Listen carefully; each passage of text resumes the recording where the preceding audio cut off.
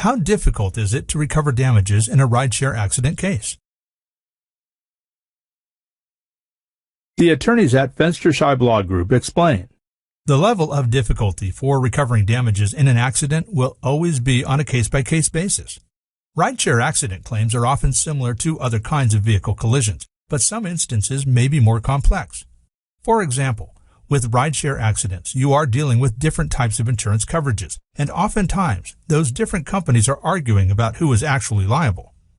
You also have the issue of whether the driver was actually on the job or not, and to what extent that will play a part in whether the injured parties will be properly compensated for damages or not.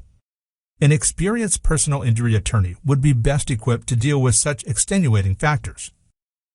For a free phone consultation, contact attorneys at Fenstersheib Law Group PA in Hallandale Beach, Florida today.